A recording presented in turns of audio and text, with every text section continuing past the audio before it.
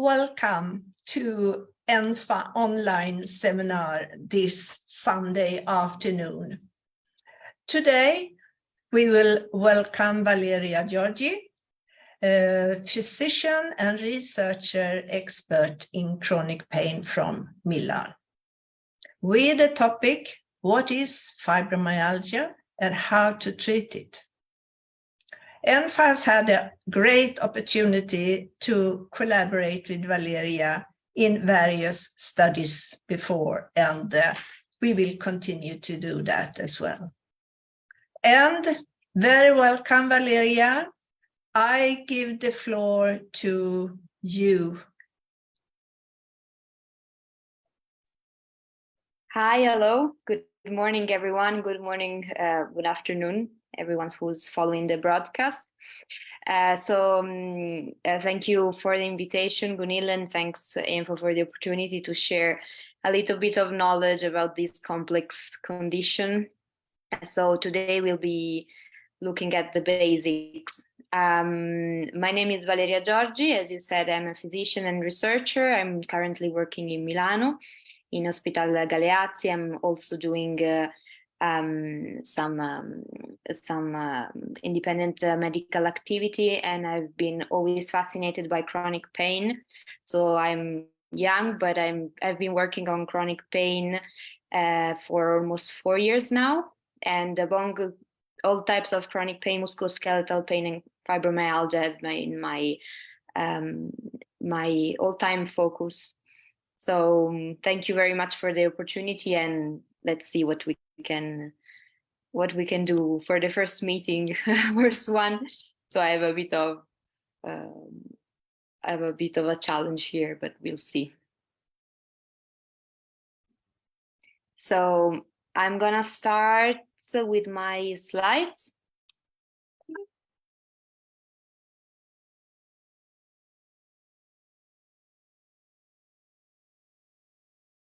Okay, so what is it and how to treat it? So it's a lot of things going on now in research, in chronic pain research. So we have a lot of new pieces of information to share with you, to share with patients, and to share with, of course, colleagues. I will try to condense everything in our chat, but I will try to be as complete as possible, but also to be very divulgative and clear. So if there is something that is not clear, just tell me and I'll stop anytime. So first of all, I'll start with the symptoms. Probably all of you know what the symptoms are, but just to have it very clear, I put here the cardinal symptoms of fibromyalgia syndromes. So basically we have widespread pain, which of course is the basic characteristic, which is divided in musculoskeletal pain, rigidity, and the clinical characteristic of allodynia and hyperalgesia, which we will see a little bit further in detail afterwards. But here are the most important part of fibromyalgia is the widespread pain. So it's a pain that is referred to the musculoskeletal system, meaning at the muscles and also to the articulation, but mostly at the level of the muscles. And it can have a bit of rigidity in the morning, as all the rheumatological diseases. Then we have fatigue.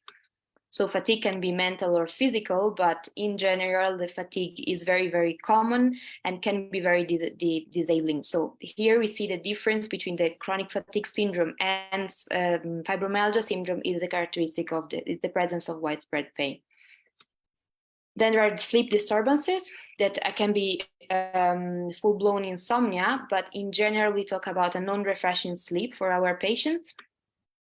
Then there are the neurocognitive symptoms that are commonly called fibrofog, meaning that people have difficulty concentrating, have difficulties in remembering things. So we have really amnesia, the difficulties in concentration and amnesia. So the last point, last but not least, are the mood disturbances, and they can be, let's say, broadly speaking, be contained in the anxiety and depression group, but can be much more. And then there is the PTSD, which is the post-traumatic stress disorder, which have been increasingly investigated as something really important in fibromyalgia patients. So here is what we add to the clinical symptoms. So the basic ones are here listed in blue, but here are the ones that we add to the diagnosis to be really sure that we are in front of fibromyalgia patients. So we have hypersensitivity to external stimuli and pseudoallergic symptoms, meaning that not only pressure, so touch is felt as painful, so there is a sensitivity to touch, but there is also hypersensitivity to any type of external stimulus. So we are talking about hypersensitivity to light, hypersensitivity to some smells, hypersensitivity to strong sounds, and so on. Pseudoallergic symptoms in the sense that we may have problems touching some substances or being in contact with some synthetic products, and without having a real full-blown allergy.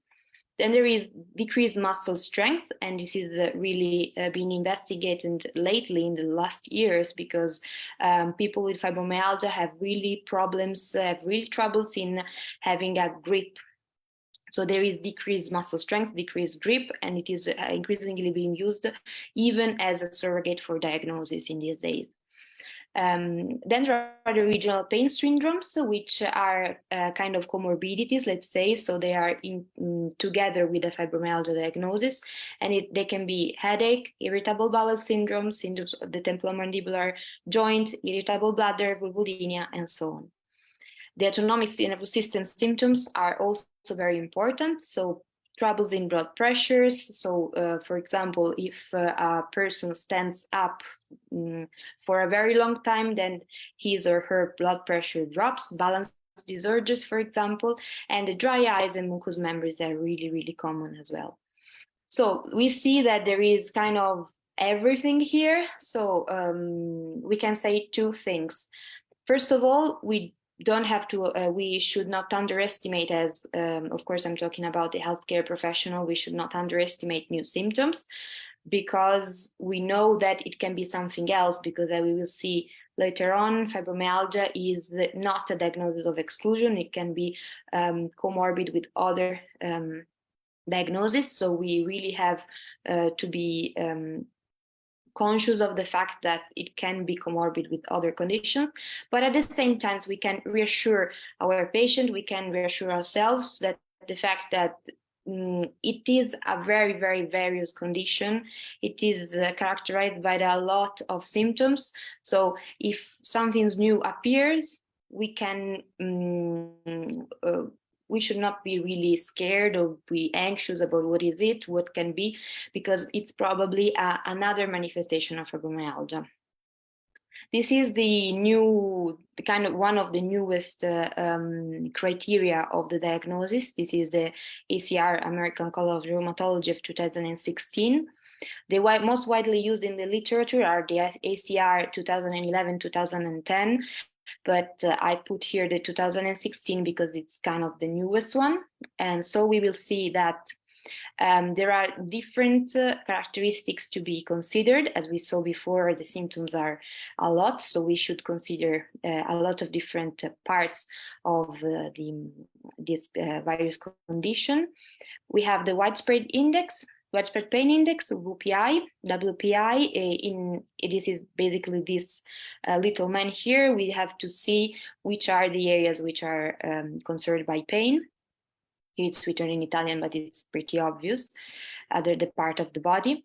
Then there is the symptom severity scale. So here is the symptom severity scale. We have a lot of different symptoms, and we have to list them, see if they are present or not, and with which severity. Then there is the presence of generalized pain. So for example, if I have pain just in the right side of my body, it's not important because it should be generalized. So this is a new thing that has been introduced in the 2016 criteria. the symptoms have to be present for at least 3 months. So it means that, of course, it is a chronic pain condition. So at least 3 months is the definition of chronic pain in general.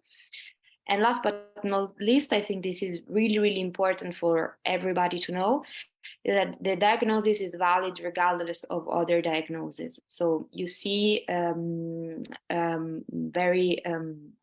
lot of times you see that people say, okay, there is nothing, so it must be fibromyalgia, but it's not the case. It had been increasingly underlined that fibromyalgia is valid regardless of other diagnoses. So we have really to be cautious about the diagnosis, because it's not a diagnosis of exclusion as it was considered before. So this is how it is nowadays seen. So this is a kind of a hypothesis of how fibromyalgia is put in the group of chronic pain conditions. So basically, this is the theory of fibromyalgia, which says that basically fibromyalgia is a spectrum. It's not a yes or no diagnosis. So it can happen that people that meet all the criteria for a fibromyalgia diagnosis then go back and forth from the criteria, in and out kind of the fibromyalgia diagnosis. What does this mean? It means that, of course, there is a fibromyalgic condition, but fibromyalgia is not a yes or no situation. It can happen that in the lifetime of a person, he or she develops the condition, but then comes back and forth from the criteria. So it may be there are some situations in which the person feels very ill, or there are some situations in which maybe the treatment works and he or she feels very well. But the point is that is a spectrum. So this is kind of the spectrum of chronic pain and pain in general. Of course, the majority of the population does not have fibromyalgia, but is here in the middle of a Gaussian line, where there is a little bit of pain in some areas that is present, is not present, depending on the day. So maybe a headache, or maybe chronic, or maybe back pain that comes and goes. A little bit of the population, almost nobody has no pain at all in any site of the body, and a little bit of the population has fibromyalgia. So it is a spectrum of chronic pain, let's say. So are there any risk factors for the development of fibromyalgia? We can say that they have been studied. And interestingly, the most important risk factor is having a disease of any type. So even Rayford's disease, diabetes, multiple sclerosis, disease of any type is a risk factor for diagnosis. And again, we saw before that the diagnosis of fibromyalgia is maybe present regardless of other diagnoses. And this is why it is so important, because it can be, let's say, it can be caused by any type of disease.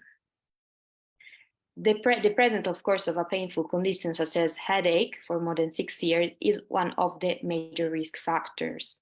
So painful condition, of course, is very important. So you see that most of the time the person comes with fibromyalgia, but he or she had a chronic painful condition for a lot of years before the onset of fibromyalgia. So it can be a headache, such as pelvic pain, vulvodynia, and so on and so forth. Then there are the risk factors that are common for many other diseases. Of course, female gender has all the chronic painful condition and rheumatic diseases, smoking, high body mass index, having repetitive physical work. So we'll see later on that probably some little micro damages, to the skeletal muscles may be a causative factor for fibromyalgia and chronic pain. And interestingly, I put here that moderate alcohol consumption has been shown as to be protective. So it has been increasingly shown that 1 glass of wine per day may be protective for a lot of diseases. And fibromyalgia is one of them.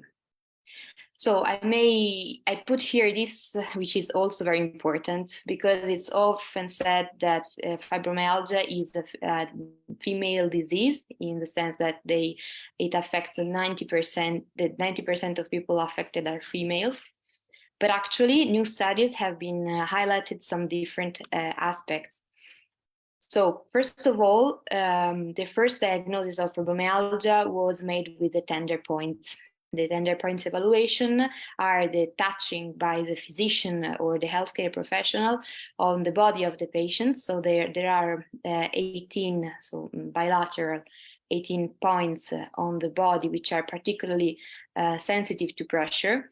And these points have been shown to be, let's say, sensitive for the diagnosis of fibromyalgia in the 1990s. Then what happened that they have been studying more extensively, and it has been shown that male fibromyalgia patients have fewer tender points than the female population. So the diagnosis based on tender points misrepresents the female prevalence.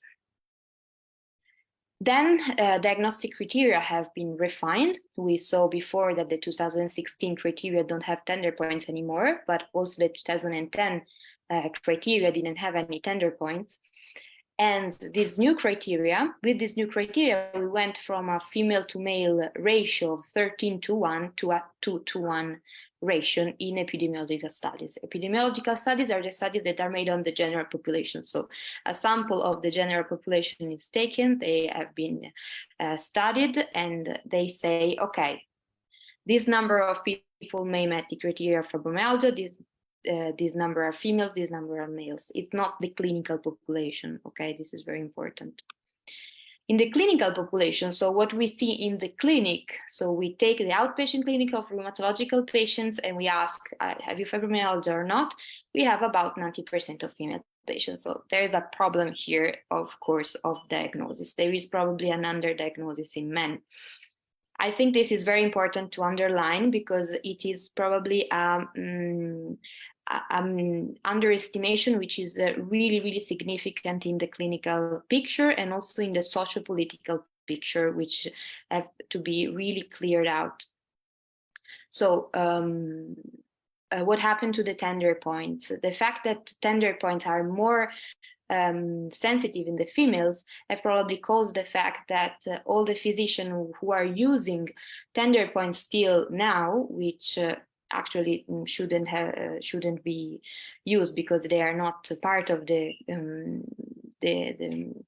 let's say the official diagnosis, the official criteria for the American College of Rheumatology, but also for the Association for the Study of Pain, the AAPT, and so on, have probably misrepresented and misdiagnosed the condition for a lot of years, for decades probably.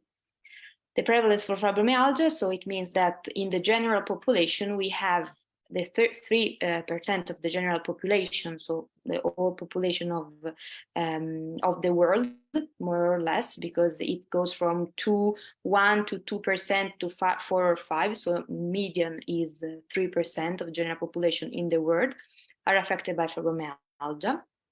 Interestingly, 20 to 30% more or less of rheumatic patients, so people who have connective tissue disease, for example, Sjögren's syndrome, lupus erythematosus, and also arthritis, psoriatic arthritis, rheumatoid arthritis, and so on, have fibromyalgia. So again, the importance that fibromyalgia is not a diagnosis of exclusion, and also the fact that having a painful disease is a risk factor, a major risk factor for the development of this condition.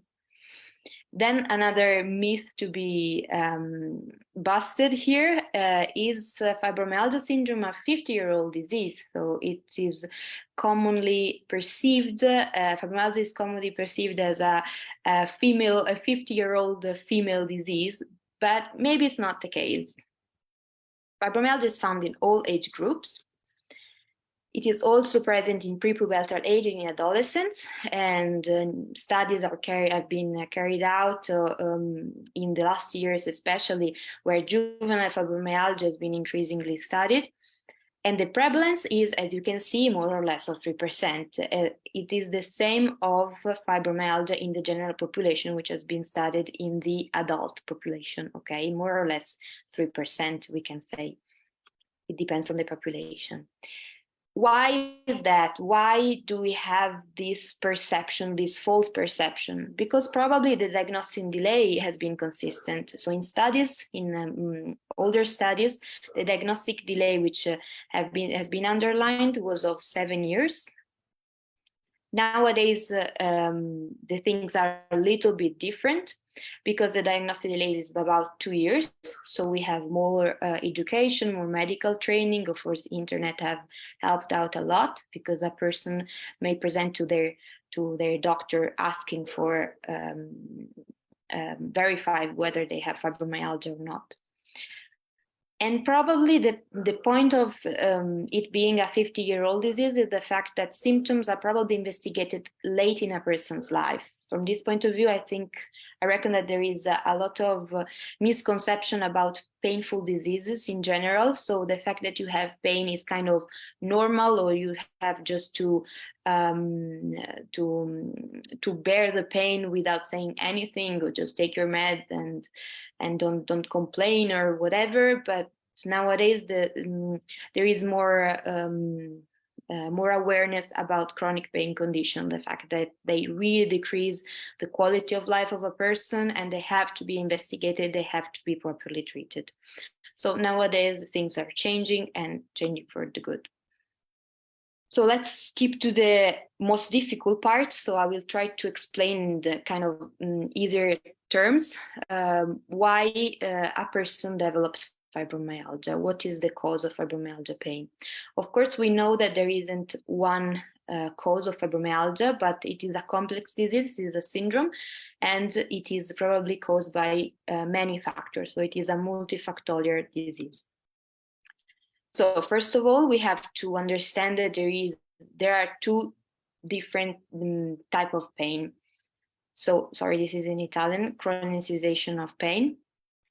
So there is the acute pain and the chronic pain. There are two different things.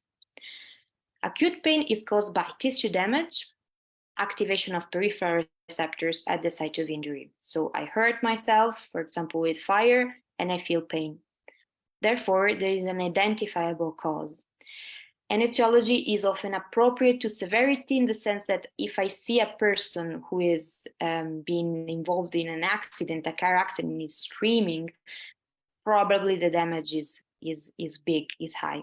So in this case, pain is a symptom. So I see that the person has pain because there is a current damage, which I have to fix it. Of course, in the emergency department in that case. Another story is the chronic pain. Chronic pain is defined, as we saw before, as pain present for more than 3 months. So this is the current definition of chronic pain. But we see that chronic pain has different characteristics with respect to acute one. It can be triggered by a traumatic event, but continues over time due to some factors that are not directly related to the initial cause. Also, the cause can be unknown. It can be of unknown etiology. And this is always the case of fibromyalgia. So we don't know why the person has so much pain. So for example, if I had a car accident as before, I broke my leg, and then I have chronic pain in that leg for many, many months, the cause is kind of obvious in this case. In some cases, the cause is a little bit less obvious. There are some alterations which are called the affective behavioral. So we'll see that a little bit later. But they are involved the mood mechanism we saw before that are part of the cardinal symptoms of the syndrome. In this case, pain is classified as a disease. And this is very, very important to understand that chronic pain is a disease by itself. It is not a symptom anymore. It does not say to the person that there is a damage somewhere, but the system is organized in a way that causes pain without a kind of visible damage. Okay, we'll see that a little bit further in detail. And this is the classification of chronic pain. So as we can see that chronic pain is classified as a disease by itself. And in this case, there are chronic primary pain subcategories. You can see that chronic widespread pain is one of those. Chronic primary pain is so-called because it is in the, let's say in the medical language, primary is when there is no other cause. There is the cause is unknown, so the unknown etiology, as we say, it's called primary. So the person, let's say the primary problem of the person is chronic pain, let's say, so the disease by itself. As you can see, there are other parts, for example, chronic cancer-related pain. So we know that the person has cancer, so we know that probably the chronic pain of this person is related to cancer. And how we understand this kind of chronic pain condition, so why does one person pass from the acute pain to the chronic one? So we get a little bit help with the classification of pain.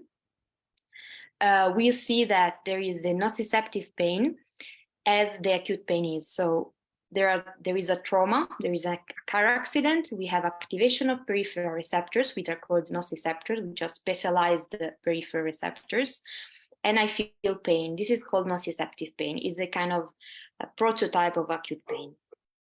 Then there are two subtypes, and these are newer discoveries, especially the last one. So we have neuropathic pain, which is due to nerve damage. So we still have a damage, but this damage is to the nerve. So this is the classic example, the sciatic nerve, the sciatica, when I have sciatic nerve pain because there is a compression of the nerve. This type of pain is the same concept, but it is a little bit different. First of all, it is described in another way. So often neuropathic pain is described as burning sensation, pins and needles sensation, so kind of not feeling, for example, the hands very well. So this is described in a very different way. And it is often difficult to be reversed because nerve damage is very difficult to repair. And last but not least, we have the nociplastic pain, which is a new concept which have been introduced more or less 9 years ago. And it comes from functional modification of the nervous systems. It means that we don't have a actual damage which can be seen with imaging, but we have a functional modification that causes pain. And this is a fundamental component of pain, of chronic pain.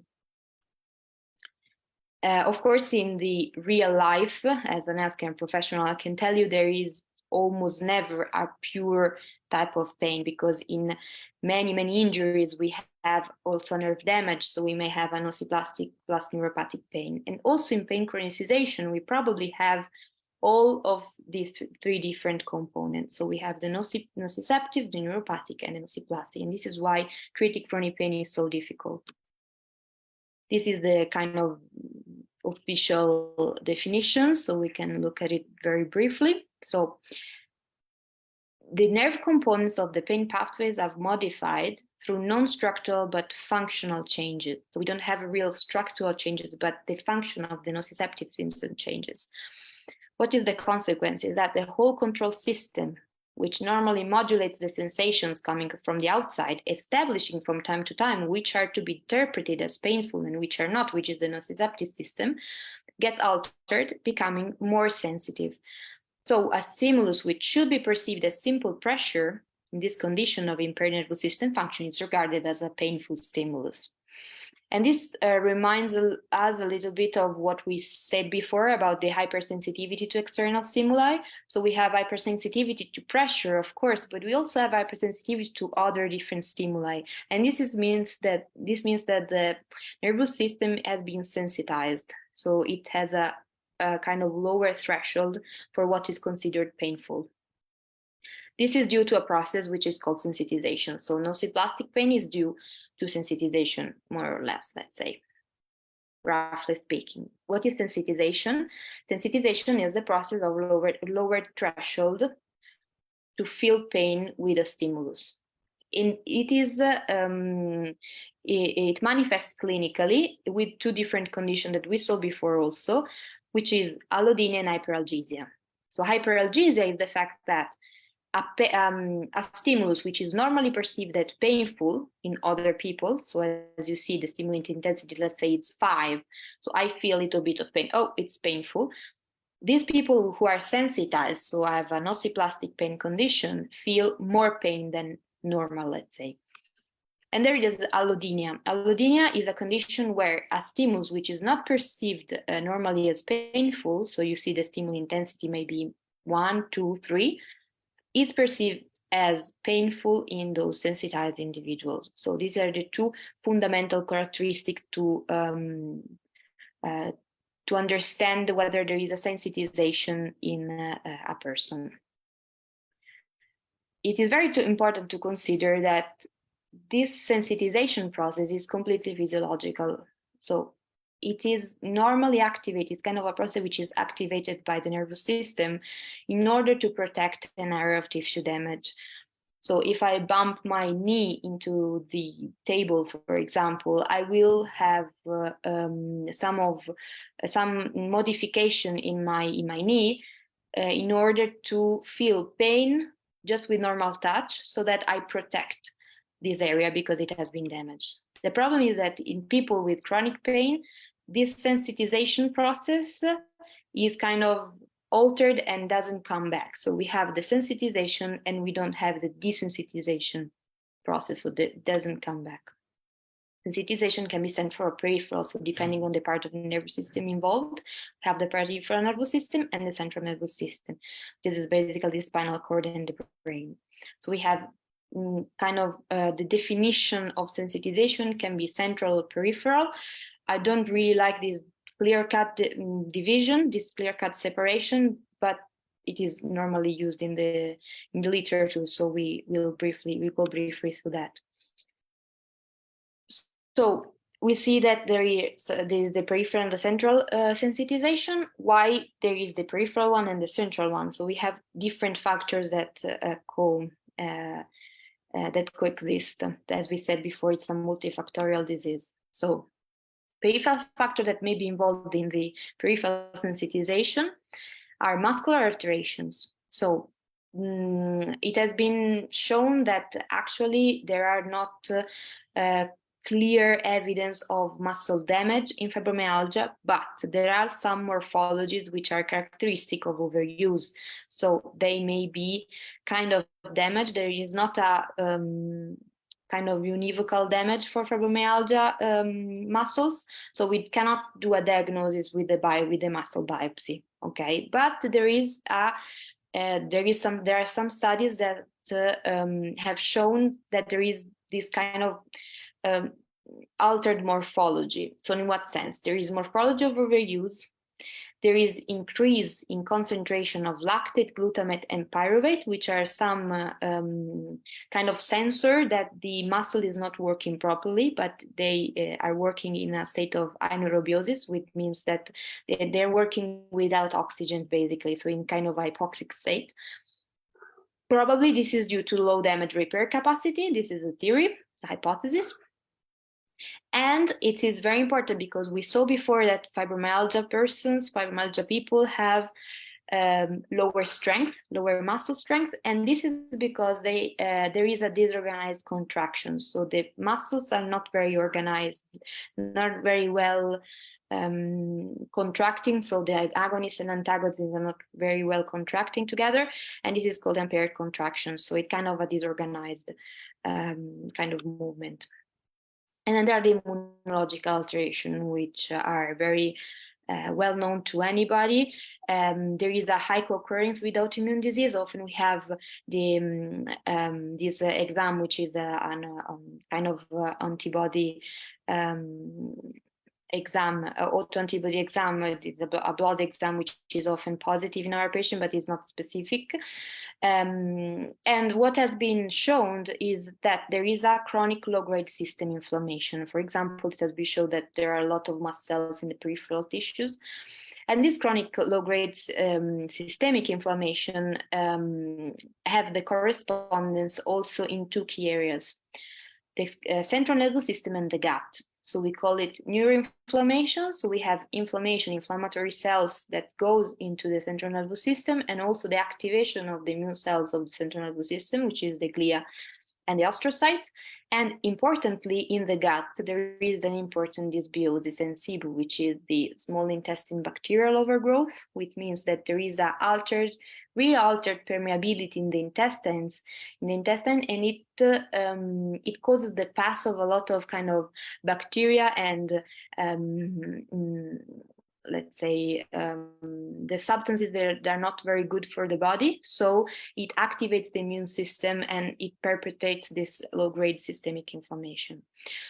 The inflammatory environment in tissues is very important when we have the comorbidity with arthritis, for example. So this is why we have a lot of fibromyalgic patients in the arthritis population. So we have kind of this high-grade inflammation in the peripheral tissues for a lot of time, and this sensitizes the system a lot. But the effect of the neuroinflammation, the dysbiosis, are able by themselves to sensitize the system, the nociceptive system. And then there is the kind of unknown part, which is the small fiber neuropathy. So we saw that the neuropathy is a disease of the nerves. Small fibers are a type of nerves. It has been shown that about 60% of fibromyalgia patients have a small fiber neuropathy, but this is not very clear. So the significance of that is not very clear still.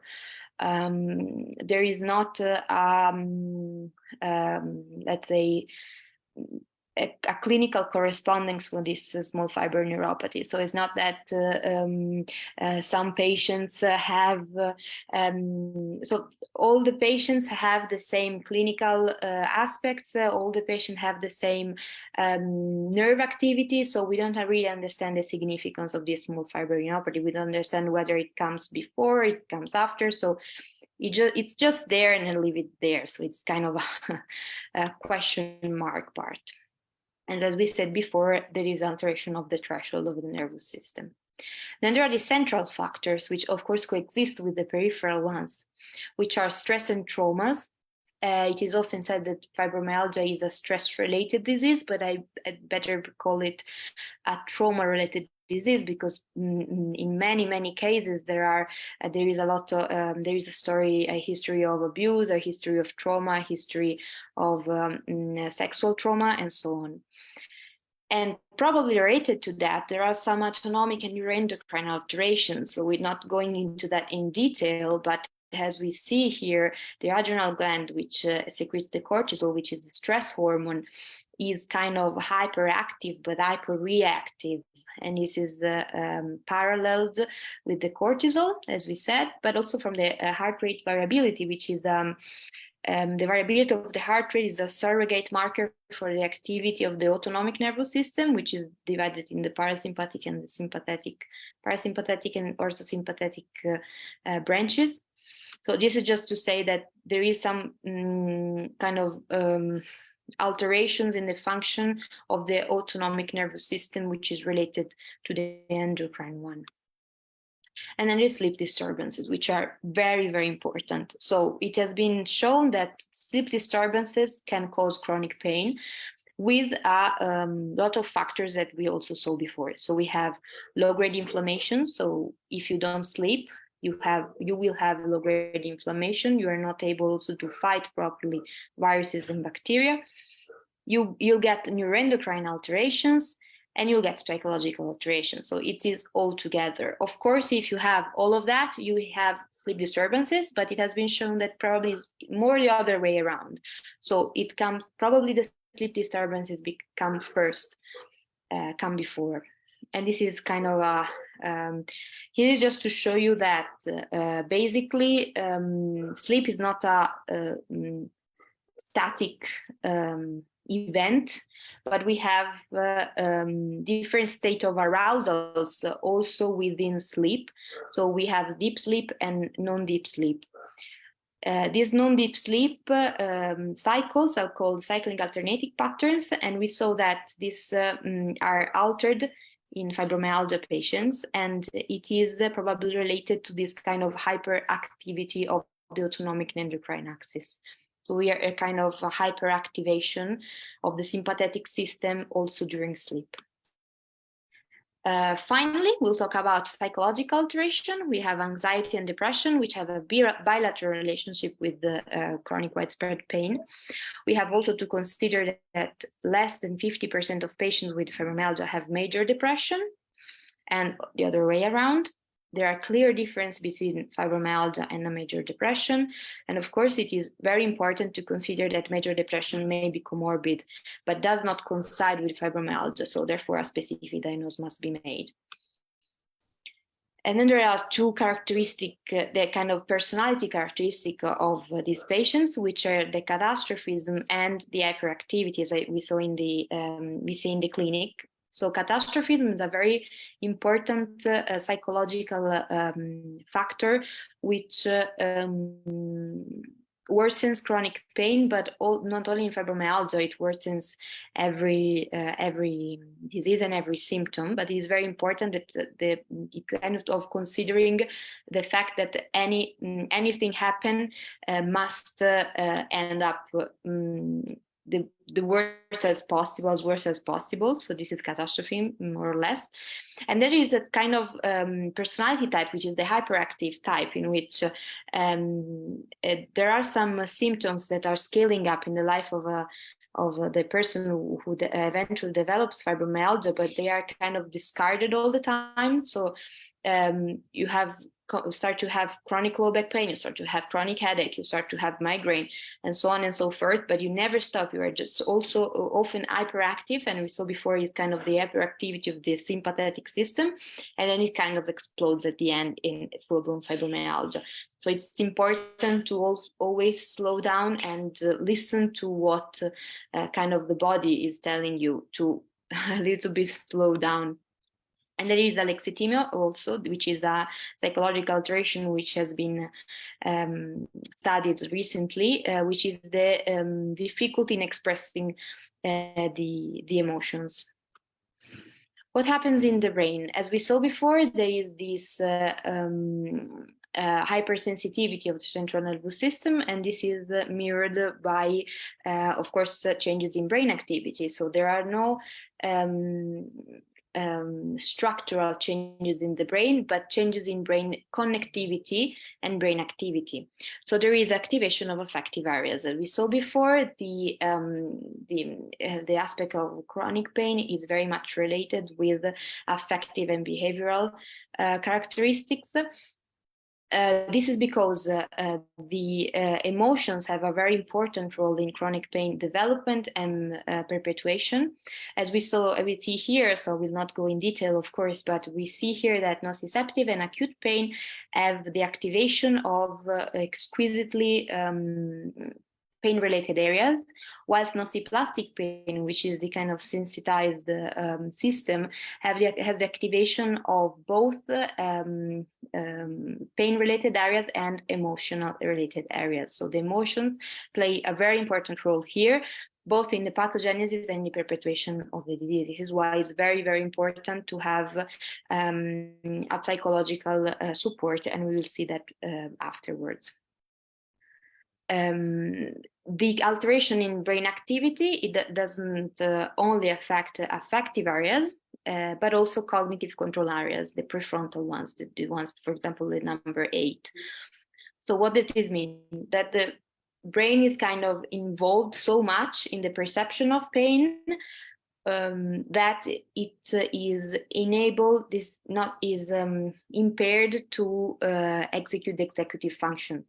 And this is the cause of the fibrofog. So basically the activity of the brain is so involved with the pain, is so messy, so connectively altered, that it is very difficult to maintain concentration. It is very difficult to maintain memory. There is the difficulty in memorize names and so on.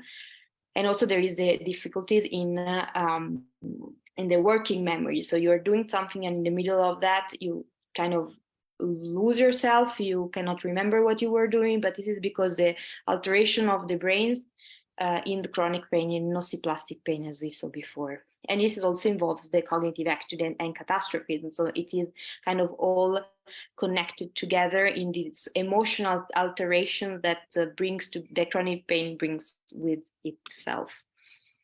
So to conclude this part, I wanted just to pass this key message, this take-home message, which is that chronic pain is not acute pain which lasts longer. It means that there are a lot of different characteristics that are completely different between chronic pain and acute pain. And I made here an example, which is it's funny. The peptic ulcer disease has always been considered as a stress-related disease. Is the fact that you have gastritis, you stress out yourself, and then you get peptic ulcer.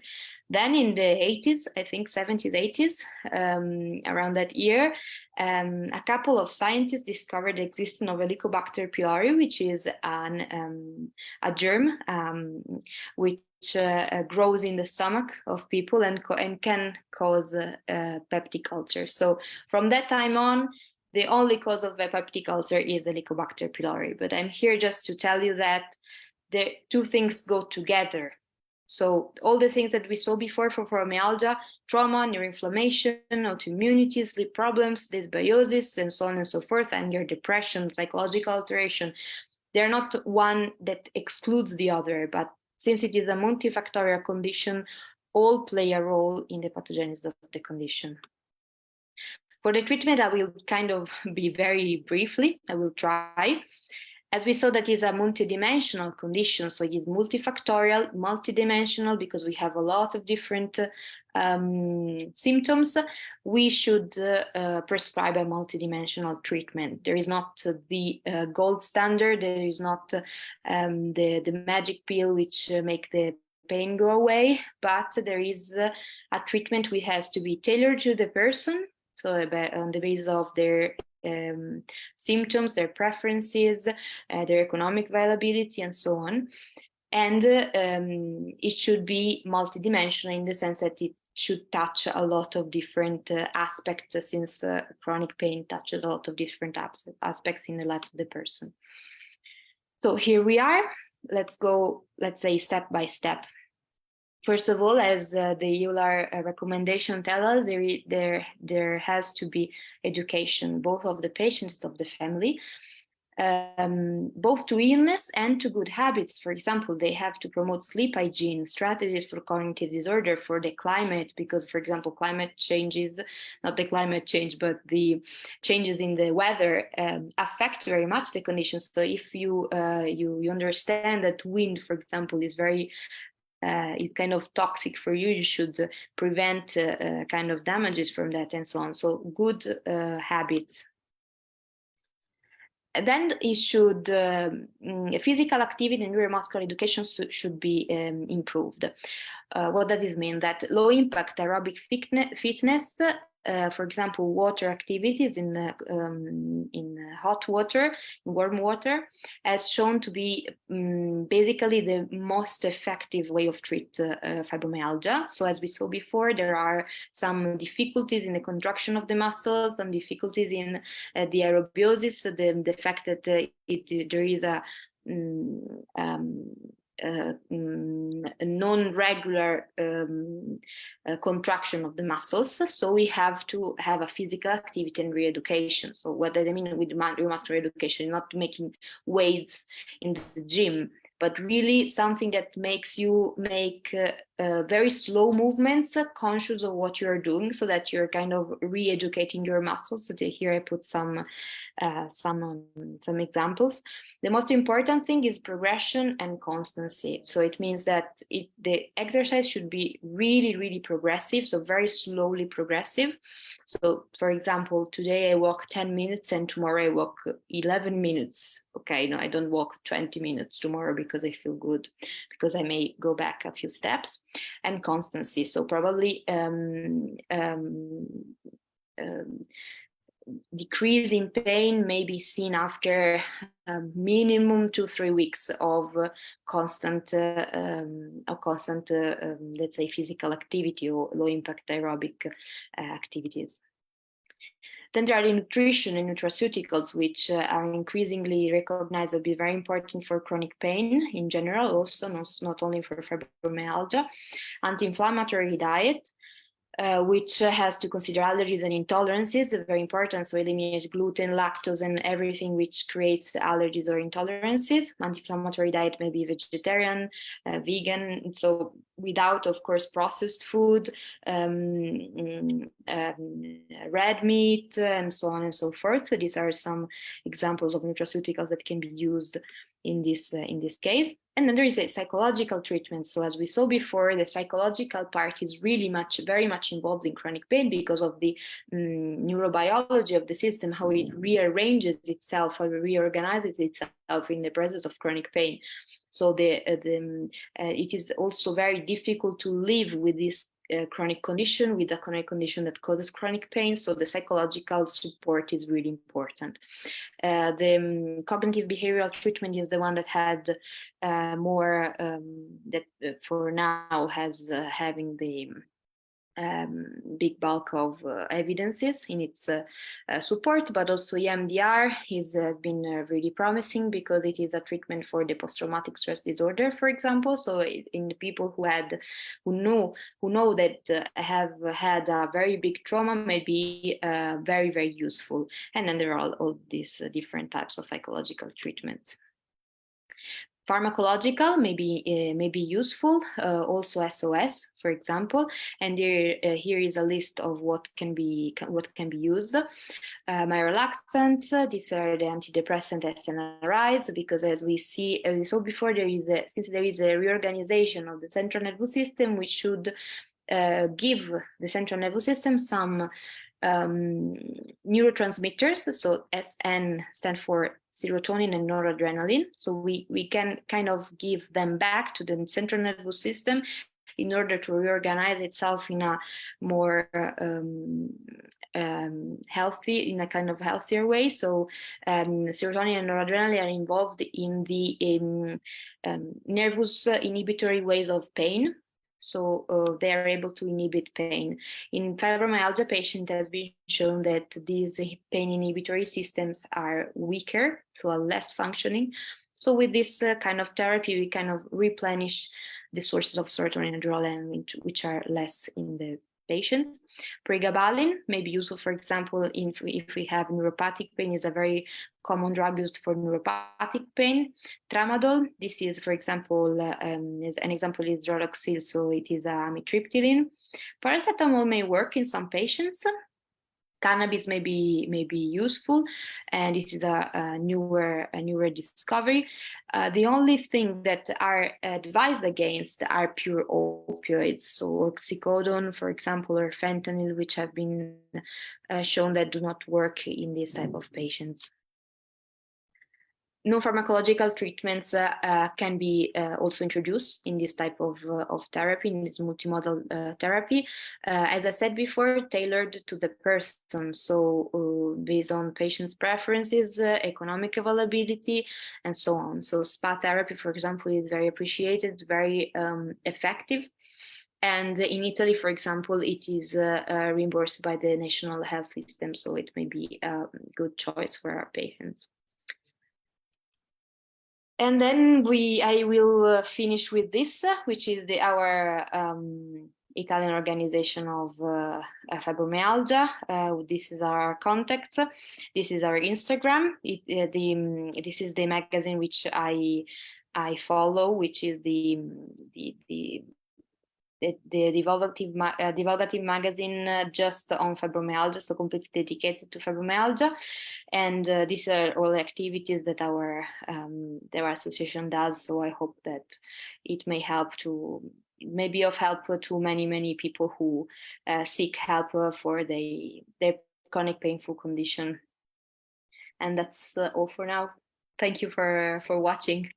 Yeah, thank you, Valeria. This was really deep loading overall look upon fibromyalgia in a lot of different aspects. Thank you very much. We have some questions on WhatsApp, and one is a very straightforward question, and I would like to read it for everyone here. It's from Fadua El Ouakili. I'm sorry if I cannot pronounce your name in a very proper way. You asked, can you measure pain? And why is it not considered as a neutral syndrome? Can you measure pain?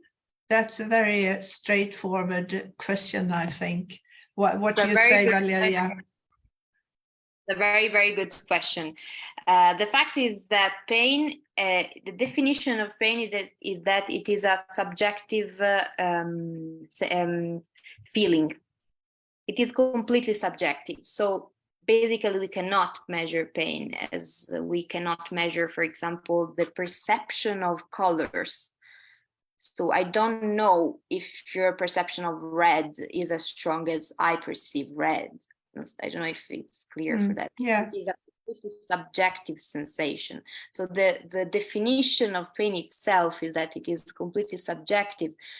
This is the problem for chronic pain, and this is the problem that has been emerging last years about chronic pain conditions. The fact that they're not recognized enough is that because we cannot measure pain. The fact of introducing the tender points in the diagnosis in the 1990s was a tentative to do that. They were trying to measure pain. They used the algometer. The algometer is something that puts always the same pressure on the same area. So 4 kilos per meter square. I don't know what was the one that was used at the time. So they tried to do that, but then the sensation is so subjective. That it's very important, I think, because my pain isn't the same as your pain.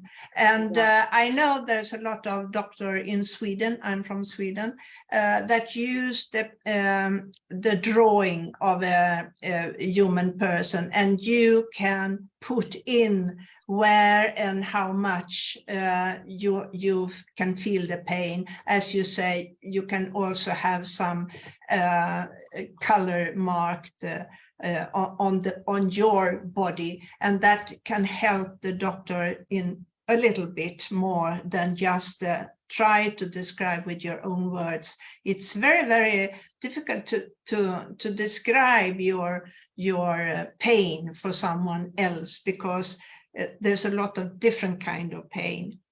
They've been tried to create some questionnaires about the type of pain. So normally it is used the visual analog scale for pain, the VAS pain. So it is just 0 to 10, and then you see with the treatment how it goes, but it is just the kind of referral is always you, because you started from, I don't know, 9, and then after 9 months of therapy you go to 7, for example. So it is kind of a good goal, but it's not the universal 7 for pain. This is why the questionnaires that kind of try, since chronic pain is so multidimensional, they're trying to cover all the dimensionality and dimensional aspect of this problem. Yeah, we have another straightforward question here. What about infrared therapy? Have you ever discussed it with your colleagues and so?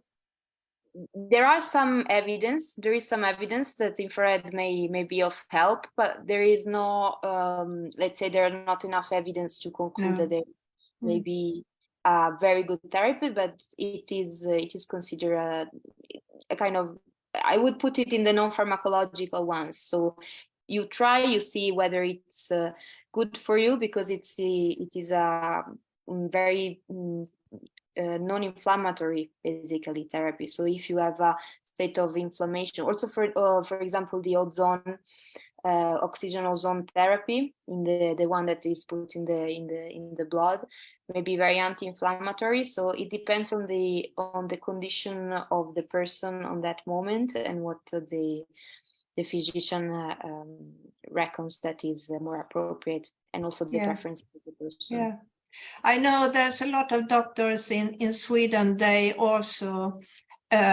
use the ACT therapy, acceptance and commitment therapies, and I think it's a kind of can go together with the CBT therapy as well. It's a little bit different to recognize these two therapies, but in my mind, and what do I know, there is a lot of helpful therapies to people with fibromyalgia, but the doctors, they do not know about all these kind of therapies. And as we in Sweden, we have to visit the prime care for our first visits to doctors for our pain. And in the primary care, there is not enough knowledge or what about fibromyalgia. That's depressing moments if you come to the primary care and the doctor, they don't know so much about about fibromyalgia. So I think we all must work on to try to change the education for doctors, because if we have to go to the primary care, and they need to know more about pain. As you said before in the beginning, it's recognized that up to 3% globally have pain, and that's so many people. And we have estimated the amount of people suffering from fibromyalgia in Europe should be 15 to 20 million people, but I think it has been increasing. Actually, if you say 3%, so it's actually increasing. So it's really a very serious disease, and as you said, and I think that's very good, it's a disease in itself. That's very important. So there's still a lot to do to increase the knowing about fibromyalgia, and try to get the education for doctors to be much more better. They should include the pain education. In Sweden, I think we have 7 hours for an education for 7 years. That's completely because I think. What I can read more from what's up here, it's a kind of frustration still, how their own feeling of the pain and how to be recognized by the primary care and the health scientists in all the different countries in Europe, I think. I think that this is a problem which is transversal to all chronic pain conditions. So we talk about fibromyalgia, which is kind of the tip of the Gaussian line we saw before.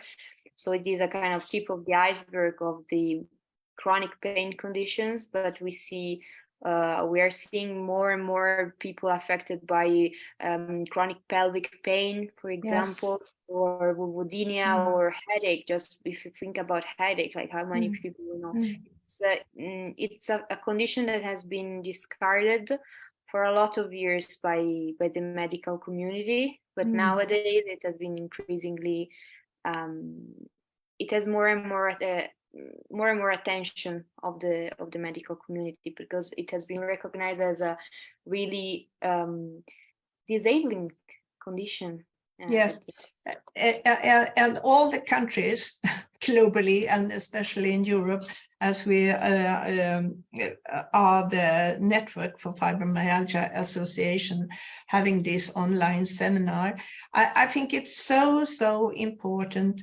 to try to influence the national health governments that the research, it's there. There's a lot of evidence. There's a lot of many years of research about the disease, and it should be accepted because people, they don't have the sick leave permissions and things like that. So there's a lot of suffering, I think, among people with fibromyalgia.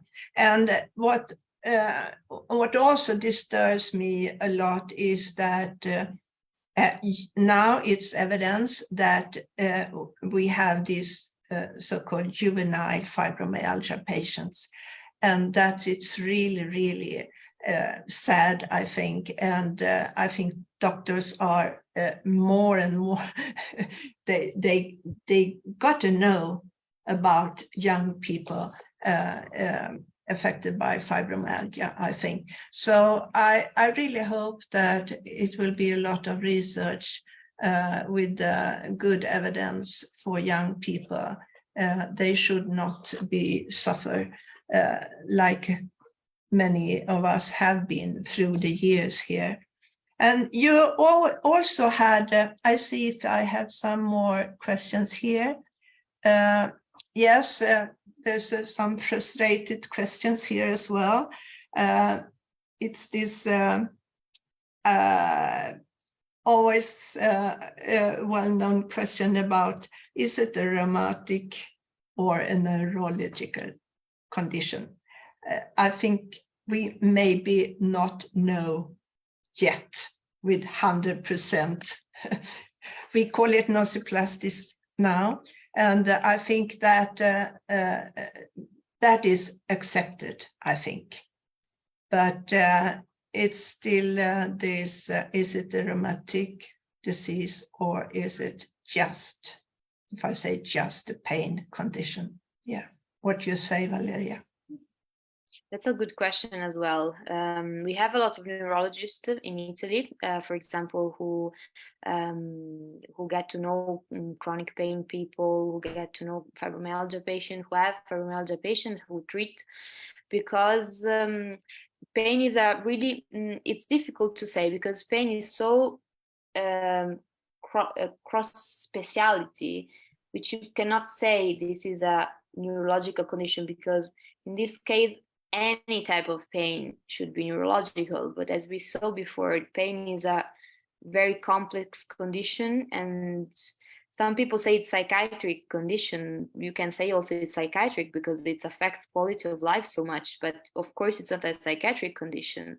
You know what I mean? So I think that the problem of the actual medical society is that it's conceived in a world where acute was more important than chronic.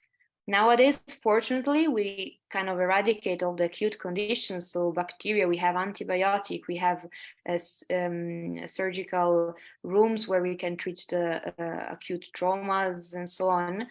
But we miss the chronic part, and the pain is kind of the the missing part, the missing piece of the whole medical system, because there is not really, there is the algologist, but here it's an anesthetist. So I don't think it's really the appropriate figure to treat the complexity of chronic pain. We should have a figure who is the algologist. It doesn't exist. Still in Italy and the southern Europe countries, but I think that we are going in that condition, in that direction. So we see what's happened. Yeah, and that's kind of amazing in one way or another with fibromyalgia, because almost in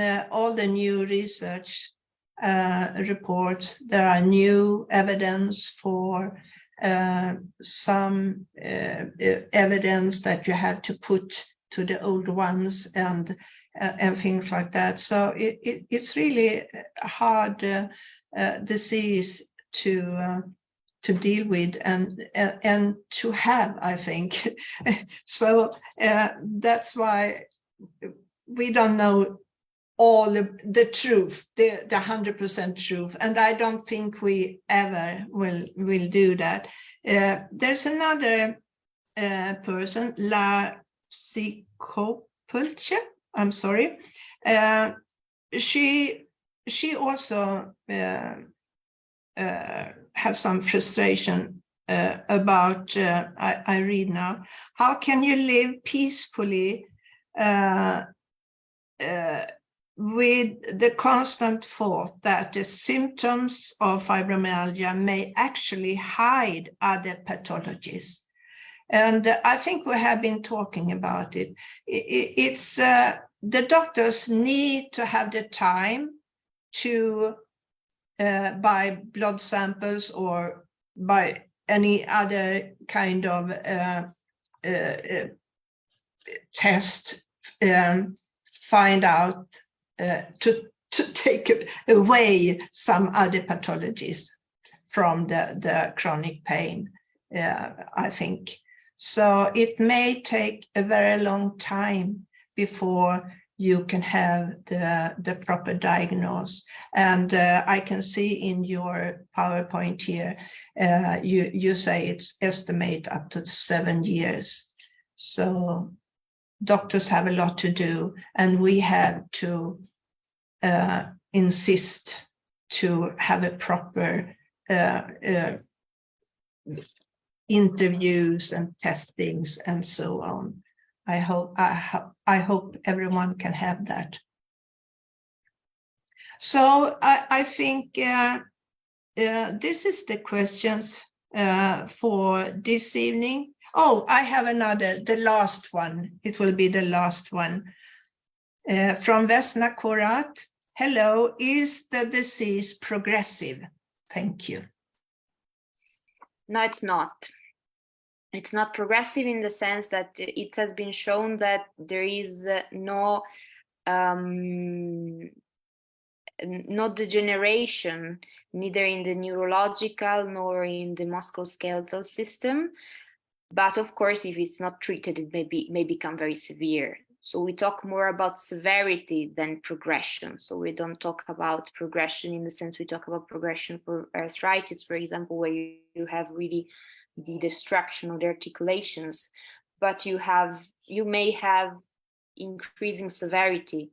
So you have more pain, but it's not degenerative or progressive in the normal sense as for neurological diseases, for example, and the major ones, as Parkinson's or Alzheimer's. Yes, and there's a lot of other good things you brought up on your PowerPoints here. So we have a lot more to discuss, I'm sure, about this. And I think we will end up this very interesting time with you. And thank you for questions coming up on WhatsApp here. It has been so interesting. And I'm very glad that a lot of people have been looking at your PowerPoints. And Valeria, much thank you for coming to us this afternoon, this Sunday afternoon, taking of your weekend time. I hope it was good, was acceptable. Yeah. Thank you so much, Valeria, and hope to see you soon again. Thank you, and thank you everyone that have been listening to Valeria for this Sunday. Thank you, and bye. Bye.